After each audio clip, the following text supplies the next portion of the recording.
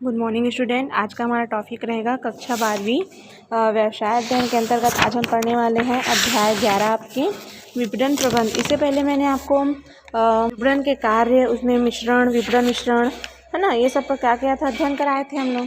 अब आज का टॉपिक मैंने आपका रहेगा कि उत्पाद मिश्र ब्रांड होता क्या है। ठीक है, ऐसे इसमें लेबल और पैकेजिंग भी है, लेकिन इसको हम आगे पढ़ेंगे।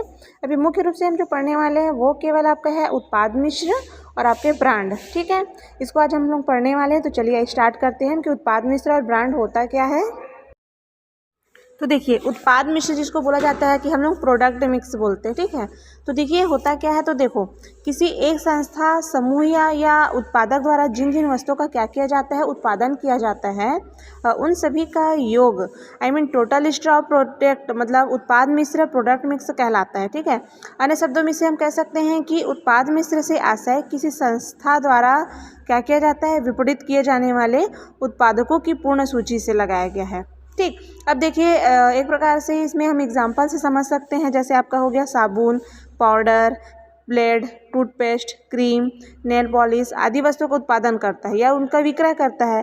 तो इन सबों के समूह को योग को हम क्या कहते हैं, उत्पाद मिश्र कहते हैं। मतलब एक ही प्रोडक्ट, मतलब एक ही शॉप के अंतर्गत जिसमें बहुत सारी वस्तुओं का क्या होता है, विक्रय होता है, उसे हम क्या बोल रहे हैं, उत्पाद मिश्र कह रहे हैं। ठीक है, अब देखिए इसकी परिभाषा में बोला जा रहा है कि लिप्सन के द्वारा बताया जा रहा है कि एक व्यवसायिक प्रणाली द्वारा विक्रय के लिए प्रस्तुत की गई समस्त वस्तुओं की पूर्ण सूची क्या कहलाती है, उत्पाद मिश्र कहलाती है। मैंने अभी आपको बताया, मतलब एक ही शॉप के अंदर आपको बहुत सारी वस्तुओं को क्या करना, एक ही मतलब जगह मिल जाना, वो आपका उत्पाद मिश्र के अंतर्गत आ जाएगा। ठीक है, अब देखिए इसी में बताया जा रहा है कि व्यावसायिक संस्थाएं वर्तमान में किसी एक उत्पाद के साथ बाजार में प्रवेश नहीं करती। मतलब आप देखते होंगे कि कोई भी एक वस्तु का विक्रय अधिकतर नहीं करता, वो बहुत सारी वस्तुओं को लेकर क्या करते हैं, अपना व्यापार करते हैं, लेकिन एक साथ एक समान, ठीक है, अलग उत्पाद के साथ विपणन हेतु बाजार में प्रवेश करती हैं। अब देखो इसी में ही किसी भी व्यावसायिक संस्था का विपणन हेतु प्रस्तुत समस्त उत्पाद सूची अथवा उसे उत्पाद रेखा का कुल जोड़ उत्पाद मिश्र के नाम से भी जाना जाता है। ठीक है, तो ये क्या हो गया आपके उत्पाद मिश्र का आशय और उसकी परिभाषा। अब इसी में समझना आप कि उत्पाद मिश्र के तत्व कौन कौन से हैं। तो देखिए इसके तत्वों के अंतर्गत 5-6 प्रकार की बातों को शामिल किया गया है, जिसमें है आपका दीर्घकालीन उद्देश्य, दूसरा है आपका तकनीकी अनुसंधान एवं विकास, तीसरा है मांग में परिवर्तन, चौथा है प्रतिस्पर्धी उपक्रम पर प्रभाव, पांचवा है लागतों का क्रम करना और छठवां सरकारी नियमों और नीतियाँ। तो देखिए दीर्घकालीन उद्देश्य बोला जा रहा है, तो ये दीर्घकालीन उद्देश्य होता क्या है।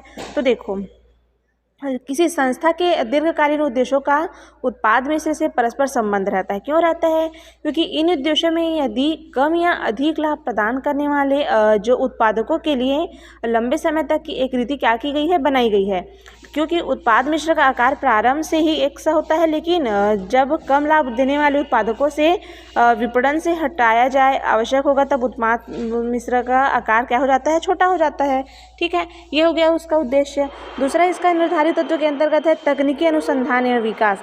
अब ये बोला जा रहा है कि तकनीकी अनुसंधान क्या है। तो देखिए टेक्निकल रिसर्च एंड डेवलपमेंट मतलब तकनीकी अनुसंधान एवं विकास में वैज्ञानिक खोजों के कारण प्रतिदिन एक नया उत्पाद बाजार में प्रवेश करता है। मतलब लोग नए नए प्रोडक्ट, नए नए चीज़ों पे क्या करते हैं, या तो उसमें रिसर्च करते रहते हैं या उसके बारे में अनुसंधान करते रहते हैं, मतलब उसको खोजते रहते हैं, जिसके नाम से वो जो उत्पादक है, मतलब जो तैयार करते हैं माल, वो प्रतिदिन एक नया प्रोडक्ट बाजार में क्या करते हैं, लॉन्च करते हैं।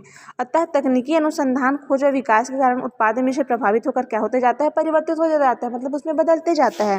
तीसरा बोला जा रहा है मांग में परिवर्तन। ठीक है, तो देखिए किसी उत्पाद या वितरक द्वारा विपणन की जाने वाली वस्तु की मांग में यदि बार बार क्या होता रहता है, परिवर्तन होते रहता है, तब उस वितरक या उत्पादक का उत्पाद मिश्र परिवर्तनशील रहता है। और मांग में परिवर्तन के कारण का बहुत सारे कारण हो सकते हैं। ठीक है, चौथा आपका हो जाएगा इसी के तत्व के अंतर्गत ही प्रतिस्पर्धी उपक्रम पर प्रभाव। अब ये क्यों पड़ रहा है इसका प्रभाव, तो देखिए अन्य प्रतिस्पर्धी या समकक्ष उपक्रम का उत्पाद मिश्र आदि परिवर्तित किया जाता है, तब उसका प्रभाव दूसरे उपक्रम पर भी पड़ता है। अर्थात प्रतियोगिता में परस्पर प्रतियोगी उपक्रम की नीतियों का भी ध्यान रखना क्या हो जाता है, बहुत ही आवश्यक हो जाता है। ठीक, और पांचवा बात है उसका लागतों में कम करना। तो लागत क्यों कम करना बोला जा रहा है इसमें, तो देखिए उत्पादन एवं वितरण की लागतों में कमी करना प्रत्येक उपक्रम का क्या होता है, प्राथमिक लक्ष्य होता है। मतलब उसका मेन टारगेट किसका होता है, कि उत्पादकों में कमी करना। जिसकी पूर्ति के लिए कभी कभी वह उत्पाद मिश्रण में क्या करता है, परिवर्तन करते रहता है। और आपका लास्ट और छठवां निर्धारक तत्व के अंतर्गत बताया जा रहा है तो वो है आपका सरकारी नियम व नीतियाँ। अब देखिए जब तक उत्पाद मतलब जो भी सरकारी नीति व नियमों के कारण भी अनेक प्रकार के उत्पाद मिश्रण में क्या होते रहता है, परिवर्तन समय समय पे होते रहता है। कभी जल्दी भी परिवर्तन हो जाता है, कभी समय से भी परिवर्तन हो जाता है, ठीक है। लेकिन सैन्य व सुरक्षा तथा जन स्वास्थ्य से संबंधित जो ये सब मामले होते हैं उसमें सरकार स्वयं अपने नियंत्रण में उत्पादन कार्य करती है। साथ ही कुछ व्यावसायिक नीतियाँ जैसे आपका ब्रांडिंग, पैकेजिंग व अन्य नियमों को भी क्या करता है, वो प्रभावशाली बना देता है, ठीक है। जिससे उत्पाद मिश्रण में क्या होता है, परिवर्तन करना क्या हो जाता है, बहुत ही ज़्यादा अनिवार्य हो जाता है। तो ये क्या हो गया, देखिए उत्पाद मिश्रण के निर्धारक तत्व के अंतर्गत उनमें 6 प्रकार की बातों को क्या किया गया है, शामिल किया गया है। अब आपका सेकंड है इसी में ब्रांडिंग या पहचान चित्र। जैसे ब्रांडिंग है क्या बोलते हैं, हम उसको पहचान चित्र बोलते हैं, ठीक है। अब देखो ये होता क्या है, मैं पहले आपको समझा रही हूँ। ब्रांड किसी वस्तु को पहचानने का क्या माना गया है, विशिष्ट ढंग माना गया है। देखो विपणन में ब्रांड का विशेष स्थान होता है। क्यों होता है, क्योंकि व्यक्ति ब्रांड के नाम से ही वस्तु को क्या करता है, खरीदता है। और विशेषकर जब एक ही वस्तु को विभिन्न उत्पादकों द्वारा उत्पादित किया जाता है या उनके गुण, कीमत व आकार प्रकार एक से रहते हैं, तब वस्तु की पहचान किससे की जाती है, ब्रांड से ही कर ली जाती है। जैसे चाय का ब्रांड लेड लेबल हो सकता है, आपका टाटा चाय हो सकता है, ताजमहल। तो मतलब ये क्या हो गया, उसका ब्रांड हो गया। मतलब चाय पत्ती का ब्रांड इसमें बहुत सारे होते हैं। जैसे आपका आप जो यूज़ करते हैं ना, टाटा चाय पत्ती, रेड लेबल, है ना, ये सब क्या है उसका, ताजमहल, ये सब क्या है उसके पहचान है। अब देखिए अब इसी में समझते हैं कि ब्रांड का आशय क्या है। तो देखिए ब्रांड शब्द अंग्रेजी का है, किंतु हिंदी में बोलचाल के भाषा में व्यवहार शब्द में इसका प्रयोग क्या कहता है, सर्वाधिक किया जाता है। तो ब्रांड शब्द को पहचान चिन्ह या छाप भी कहा जाता है। जैसे प्राचीन समय में क्या कहा जाता था, छाप शब्द का प्रयोग क्यों करते थे, तो कि देखो किसी भी प्रकार किसी वस्तु के पहचान के लिए उसमें विशिष्ट चिन्ह, नाम, जैसे आपको पहचानने के लिए आप मतलब आपको जानने के लिए जैसे आपका परिचय पत्र बनता है, उसमें आपका क्या रहता है, नाम रहता है ना। एक प्रकार से वो आपकी पहचान है, नाम आपका क्या है, एक पहचान है। उसी प्रकार से किसी वस्तु को पहचानने के लिए उसका क्या किया जाता है, ब्रांड देखा जाता है। तो देखिए चिन्ह, नाम या वाक्य लिखना चाहिए जिससे उस वस्तु की विशिष्ट पहचान हो सके, ठीक है। उसे क्या कहते हैं, हम ब्रांड कहते हैं। लेकिन व्यापक रूप में ब्रांड का आशय वस्तु के पहचान के साथ साथ उसके स्तर को भी मापने से भी लगाया गया। जैसे टाटा काफ़ी ख्याति प्राप्त ब्रांड है। इस ब्रांड की कोई भी वस्तु जैसे नमक, चाय बड़ी ही आसानी से बिक जाती है, ठीक है। जैसे टाटा नमक हो सकता है, टाटा की चाय हो सकता है। मतलब एक टाटा मतलब बोलने से क्या होता है, ब्रांड का उसका पता चल जाता है कि ये कौन सी कंपनी की है, मतलब कौन से ब्रांड की है। तो टाटा एक मतलब क्या हो जाएगा, उसके ब्रांड का नाम हो गया, ठीक है। अब देखिए ब्रांड के लिए पहचान चिन्ह, वस्तु परिचय, छाप चिन्ह, लेबिल, प्रतीक चिन्ह आदि शब्दों का प्रयोग किया जाता है, ठीक है। जिसके लिए देखिए अमेरिकन मार्केटिंग एसोसिएशन ने मतलब AMA मतलब अमेरिकन मार्केटिंग एसोसिएशन ने कहा है कि ब्रांड को इस प्रकार परिभाषित किया है कि ब्रांड एक नाम, एक पद, एक प्रतीक या एक डिज़ाइन होता है, ठीक है, अथवा इनका सम्मिलित रूप होता है जिसके द्वारा किसी विक्रेता अथवा विक्रेताओं के समूह के उत्पादकों को अथवा सेवाओं को प्रतिस्पर्धी से अलग किया जा सकता है, ठीक है। ये हो गया, ठीक। अब देखिए इसी में आप लोग जब आप लोग देखते हैं आप लोग तो नवबोध का पहचान चिन्ह क्या होता है। जैसे नवबोध करके लिखा रहता है, ऊपर में एक अर्थ बना रहता है, उसके ऊपर एक कबूतर क्या रहता है, उड़ते रहता है। ये सब क्या है, उसका ब्रांड या नमूने का चिन्ह होता है। अब देखिए ब्रांड या व्यापार चिन्ह होता क्या है, तो देखो ब्रांड एवं ट्रेडमार्क दोनों पर्यायवाची चिन्ह होकर अलग अलग होते हैं। अब देखो ट्रेडमार्क अलग है और ब्रांड अलग है ना। ब्रांड हम किसी वस्तु को बोलते हैं लेकिन उसका ट्रेडमार्क क्या होता है, अलग होता है। तो देखिए व्यवहार में इसे एक ही मानते हैं किंतु सैद्धांतिक रूप से दोनों क्या है, अलग अलग है। कोई भी चिन्ह या ब्रांड जिसे व्यापार चिन्ह पंजीयन अधिनियम 1958 के तहत बताया गया है कि पंजीकृत करा लिया गया है तो उसे व्यापार चिन्ह या ट्रेडमार्क कहा जाएगा। और ट्रेडमार्क क्या है, कानूनी शब्द है। ट्रेडमार्क क्या है, कानूनी शब्द है। अब देखिए इसी में बोला जा रहा है कि ब्रांड को जब वैधानिक संरक्षण प्राप्त हो जाए या उसका पंजीयन हो जाए तो वह ट्रेडमार्क कहा जाने लगता है, ठीक है। अब देखिए अन्य शब्दों में ट्रेडमार्क का जन्म किससे ही हुआ है, ब्रांड से ही होता है। अब इसमें बता रही हूँ मैं आपको, जैसे माचिस में ही बहुत सारे हो जाते हैं, आपके टूथपेस्ट में बहुत सारे, आप जैसे कभी क्लोजअप, कभी अभी जो पतंजलि का जो आप चल रहा है, या फिर और मतलब सेंसोडाइन, मतलब इसमें बहुत सारे क्या होते हैं, ये उसका ब्रांड हो गया है, ठीक है। एक ही हम नाम जानते किसके नाम से, उसको टूथपेस्ट हम बोलते हैं, लेकिन उसके ब्रांड क्या है, बहुत सारे हैं, ठीक है। उसी प्रकार से आप जो चावल यूज़ करते हैं उसका भी बहुत सारा क्या है, ब्रांड होता है, बहुत सारे वैरायटी के होते हैं, बहुत सारे नामों से उसको क्या किया जाता है, जाना जाता है, ठीक है। अब देखिए इसी में बहुत सी सारे हैं, जैसे खजूर छाप वनस्पति घी बोलते जिसको, है ना। तेल का भी बहुत सारा नाम हो जाता है। ये सब उसका क्या है, तेल हम जानते हैं कि तेल है क्या, लेकिन ब्रांड क्या है उसका, मतलब कौन से ब्रांड से हम ले रहे हैं, कौन सी कंपनी का उसको ले रहे हैं। आप बिस्किट यूज़ करते हैं तो उसमें बहुत सारे नाम के रहते हैं, जैसे आप मेरीगोल्ड हो गया आपका, पार्ले जी, मतलब बहुत सारे ऐसे ऐसे वस्तुएं हैं जिसको हम क्या कर सकते हैं, ब्रांड या चिन्ह के नाम से हम जानते हैं। ठीक है। अब देखिए इसी में आपको माचिस के भी बहुत सारे हो सकते हैं। ठीक है। अब देखिए इसी में आपके टीवियों का भी हो गया, जो आप टेलीविज़न यूज़ करते हैं उसके भी ब्रांड क्या होती है, बहुत सारी होती है। बहुत सारे हम टीवी जानते हैं कि ये टेलीविज़न है, लेकिन उसका नाम क्या होता है, बहुत सारी कंपनियों का बहुत सारे ब्रांड के नाम से इसको हम क्या करते हैं, जानते हैं। ठीक। अब देखिए इसी में ब्रांड की विशेषता क्या है, तो ब्रांड एक क्या है, विशिष्ट पहचान है। ब्रांड का नाम, शब्द, चिन्ह या डिज़ाइन होता है। ठीक है। अब ब्रांड का उद्देश्य वस्तु की स्पष्टता क्या करना है, हमें पहचान करना है। सभी ट्रेडमार्क ब्रांड माने जाते हैं, किंतु ब्रांड ट्रेडमार्क नहीं हो सकते। ठीक है। अब देखिए इसी में बोला जा रहा है कि ब्रांड को वैधानिक संरक्षण भी प्राप्त नहीं होता, और ब्रांड का क्षेत्र ट्रेडमार्क से क्या होता है, सीमित रहता है।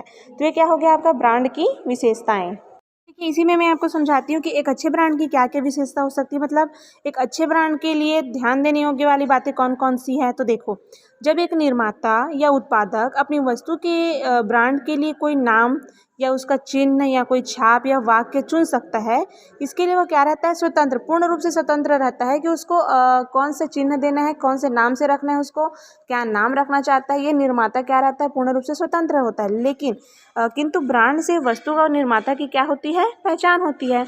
अब ब्रांड पर ही वस्तु का विक्रय क्या रहता है, निर्भर रहता है। तो कभी कभी ब्रांड उत्पादक की ख्याति को क्या करते हैं, बढ़ा देता है, और कभी कभी उसको कम भी कर देता है। अतः ब्रांड का चयन किससे करना चाहिए, सावधानी पूर्वक हमें करना चाहिए। क्यों करना चाहिए, जैसे डालडा ब्रांड वनस्पति इतना ख्याति अर्जित कर चुका है। ठीक है। जैसे हम कोई डालडा यूज़ करते थे, वो वनस्पति डालडा बोलते हैं जिसको ना। तेल में भी आप लोग बहुत सारा क्या करते हैं, वैरायटी के देखते हैं, जिसमें जो आपको सबसे अच्छी पसंद हो, जो आपकी सेहत के लिए अच्छी हो, आप उसी को यूज़ करते हैं। ये उसका क्या हो गया, ब्रांड हो गया। ठीक है। आज प्रत्येक वनस्पति को डालडा के नाम से जाना जाने लगा। अतः अच्छे ब्रांड के लिए बहुत सारी बातों को हमें क्या करना चाहिए, ध्यान रखना चाहिए। जैसे सबसे पहले बात है उसमें कि ब्रांड छोटा व सामान्य हो, ज़्यादा कोई बड़ा ना हो। तो देखो, ब्रांड का नाम हमेशा छोटा व बोलने में क्या होना चाहिए, बहुत ही सरल होना चाहिए, जिससे उसे याद रखने में, बोलने में कोई परेशानी ना हो। जैसे आपका उदाहरण के तौर पे हो गया आपका पोस्टमैन, उषा, नीम आदि जटिल शब्द को पढ़ने में और समझने में तकलीफ होती है। ठीक है। बाटा, डालडा, ये सब क्या हो गया, इसका छोटा नाम हो गया है। उसी प्रकार से दूसरा इसकी विशेषताओं के अंदर बोला जा रहा है कि उच्चारण सरल हो। जो भी नाम आप रख रहे हो उसके उच्चारण क्या हो, इतनी सरल हो कि लोग उसको आसानी से याद रख सके और उसको समझ सके। जैसे ब्रांड का नाम इतना सरल हो कि उसको बोलने या उच्चारण करने में किसी को परेशानी ना होए। जैसे आपका कोलगेट ही हो गया आपका। ठीक है। मोंगरा, मतलब अगरबत्ती में भी बहुत सारी वैरायटी के जो आते हैं आपके, जो इसको आसानी से आप क्या कर सकते हैं, याद रख सकते हैं। तीसरा इसकी विशेषता है स्मरणीय हो। तो ब्रांड का नाम सदैव क्या होना चाहिए, याद होना चाहिए, स्मरण होना चाहिए, अर्थात उसे दीर्घकाल तक याद रखा जा सके। ठीक है। अब उसके बाद चौथा हो जाएगा उसका आकर्षक नाम। तो देखो, ब्रांड सदैव आकर्षक होना चाहिए, जिससे नाम के साथ साथ उसकी वस्तु, आई मीन जो प्रोडक्ट है, वो भी क्या कर सके, आकर्षित कर सके। और वर्तमान में कुछ वस्तु आकर्षक ब्रांड व पैकिंग के कारण ही बाजार में क्या होता है, अच्छा स्थान बना बैठी है। जैसे आपके बहुत सारे आपके खाने पीने की वस्तुएं हो गई, बहुत सारे आपके मतलब रोज़मर्रा के जीवन में जो भी आप यूज़ करते हैं। ठीक है, वो सब। फिर आपका अगला है समय अनुसार। तो देखिए, ब्रांड सदैव समय व परिस्थिति के अनुकूल होना चाहिए बोला जा रहा है। क्यों होना चाहिए, क्योंकि केवल ब्रांड के नाम से ही वस्तु को विक्रय करना कठिन हो जाएगा। ठीक है। अब जैसे एक उदाहरण के तौर पर है तो जैसे पाकिस्तान, आतंकवाद, नक्सली आदि। साथ ही ब्रांड का नाम ऐसा हो जैसे लंबे समय तक समय के अनुकूल क्या होते रहे, परिवर्तन होते रहे। छठवां इसमें आपकी विशेषता का अंतर्गत है मितव्ययी। तो देखो, ब्रांड को तैयार करने व छपवाने की लागत ऊंची नहीं रखना चाहिए, क्योंकि इसका भार उपभोक्ताओं पर पड़ेगा। अतः ब्रांड बनाने व उसे छापने की लागत कम से कम होनी चाहिए। फिर मतलब नेक्स्ट पॉइंट में अश्लील नहीं। अश्लील का मतलब आप सभी समझते हैं, उसको मेरे को बताने की आप लोगों को जरूरत नहीं है, लेकिन फिर भी ब्रांड सदैव सामान्य व जन सामान्य का व मनमोहने वाला होना चाहिए। किसी भी स्थिति में अश्लील शो नहीं होना चाहिए। अगला है पंजीकरण योग्य होना चाहिए। तो ब्रांड का भविष्य में पंजीकरण कराकर ट्रेडमार्क प्राप्त किया जा सकता है। अतः वह ऐसा हो, अवश्य हो, जिससे उसका पंजीकरण आसानी से हमें कर सके और हमें भविष्य में उसका फायदा मिल सके। और लास्ट है इसकी विशेषताओं के अंतर्गत है ब्रांड में ही जानकारी योग्य। तो देखिए ब्रांड ऐसा होना चाहिए जिससे उसे देखकर वस्तु व उसके गुणों की पहचान की जा सके। साथ ही साथ ब्रांड में वस्तु को पहचानने की क्षमता हो और ऐसा ब्रांड होना चाहिए जैसे आप लोग बहुत सारे, जैसे आपका हो गया वज्रदंती, सनलाइट, वाटर कूलर, साथ ही साथ नेस्कैफ़े आदि क्रमशः, जैसे आपका मंजन हो गया, साबुन हो गया, कूलर व कॉफ़ी की पहचान कराते हैं। ठीक है, तो ये क्या हो गया आपका एक अच्छे ब्रांड की विशेषता हो गया। तो देखिए आज का हमारा मुख्य टॉपिक था क्या, एक तो ब्रांडिंग था, एक होता उत्पाद मिश्रण। नेक्स्ट इसी के आगे हम जो पढ़ने वाले नेक्स्ट वीडियो में वो केवल लेबर या पैकिंग के बारे में हम जानेंगे।